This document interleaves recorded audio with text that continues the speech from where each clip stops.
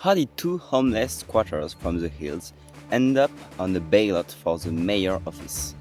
And why is that same fight now taking us to the 2027 presidential election? 2 years ago, we were homeless, squatting in the south of France. We had nothing but our pets and a dream to live a Solarpunk life. We wanted to be free, to be happy, and to help the world heal. Since then, we've lived off-grid, away from the electrical and water grid. We have found peace in the hill with our goats, chickens, and dogs, despite having to walk hours for bare necessity. But recently, our journey took an unexpected turn. 20 kilometers from where we first started, we found a new village where we could plant our roots for a long time. We integrated into the community, and before we even realized it, we were asked to do something radical: run for mayor office. This is the story of our campaign.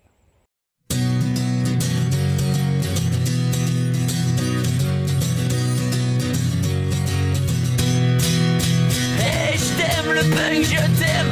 Et tout ce que je connais bien, je te le dois. Et chaque fois qu'un squat fermera, je gueulerai comme un putois. Coupe-nous la tête, il en pousse deux. Avec des chicots plus dégueux. Si le punk est mort, je crois qu'on est nécrophile. Nécrophile.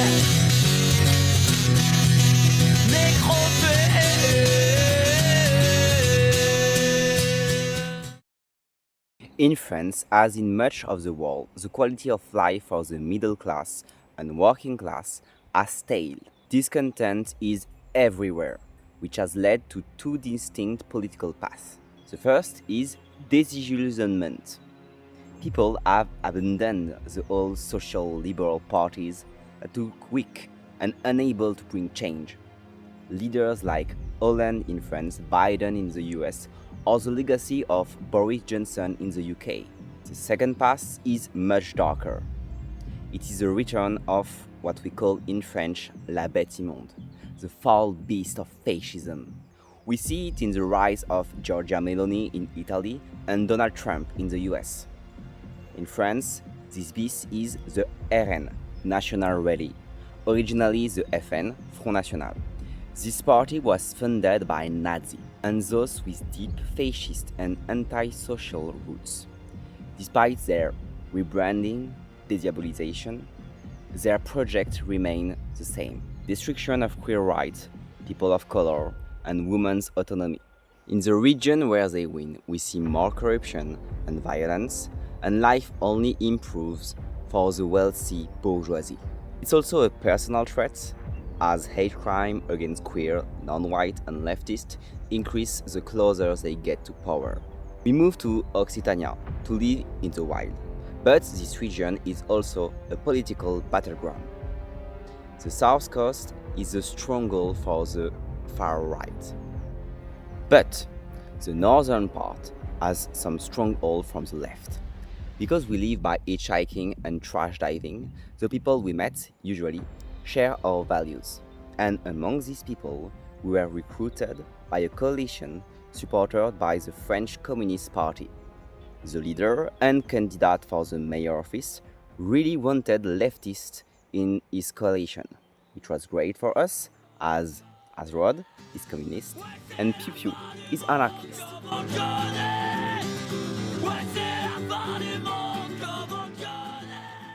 The campaign lasted for roughly 2 months.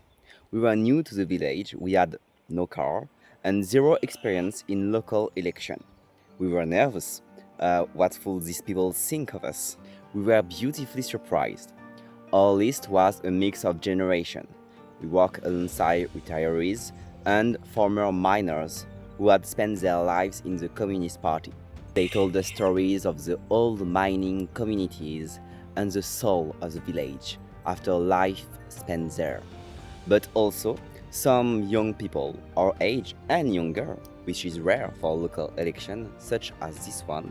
We were the youngest list in the race, and thanks to French party laws, we also had an equal number of men and women. Our opponents were from the previous administration. establishment figure with no official party, but deep roots in local association. They cowardly didn't mention their political side, which probably gave them an edge because of the demonization of the left in the country. We gave it everything. We did door-to-door, visits in the rain, we held public meetings, we tried to think of everything we could do to improve the life of the villagers, while keeping in mind the small amount of power held by a small community. We wanted to be able to create short-circuit food production, a mobile grocery store for the basic necessity to help the elderly, promote the green and the environment protection, and the solidarity that is needed back and lacking for too long in the countryside. We designed a sensible, progressive program, which our opponents then largely plagiarized, in our opinion, but it's good to force the overturned window to the left. Election day came, and we lost. But in the loss, we found a community, and one that we hope will endure and continue long after this campaign. This is like finishing a side quest in a video game. We didn't succeed in the events, but we keep the reputation points.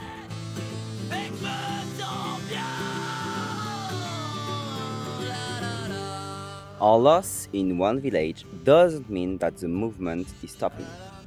Across France, the left is growing, thanks to LFI, La France Insoumise. After years of decreasing due to many betrayal of elected officials and deal made with the rich and powerful, but the stakes are getting higher. In cities like Saint-Denis, local leaders are facing racist threats. The country becomes more polarized in a phenomenon some call Moisation. The middle ground of politics become weaker and the extreme side gets stronger. Basically like Moses splitting the sea. We see this tension globally, but we also see victories. We see the Spanish government standing firm against the war in Iran and the inspiring success of socialists like Zoran Mandani in New York. On this subject, we have an important announcement to make. The battle for the French presidency is only 1 year away. Actually, it's already started when I'm shooting this video. So we need to start right away in the hope of having an impact despite our modest following size. For this objective, this channel is shifting for the next year. We are dedicating our platforms to the presidential campaign for La France Insoumise.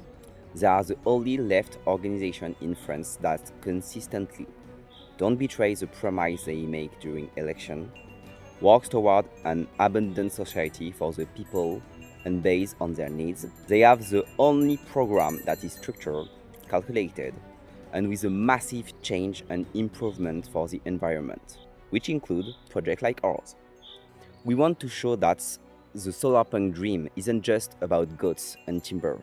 It's about political power and systemic change as well. We believe that while this program isn't radical enough, it's the best, most constructed, and with the most chance of reaching power, which in our country is unfortunately centralized in the hands of the president.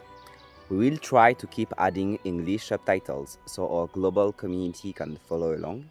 We hope you'll stay interested and that you will be back after this year for the next adventures of our Solarpunk life. Because we will of course continue, even if we don't show other things on camera.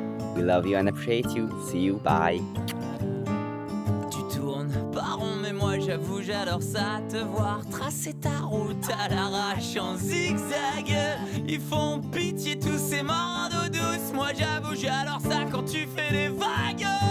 Bébé monstre, reste comme t'es, tant que je suis là t'auras de l'amour, je te promets.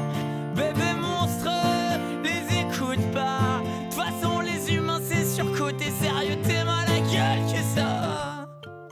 With deep fascist and anti-social. Blah, blah, blah.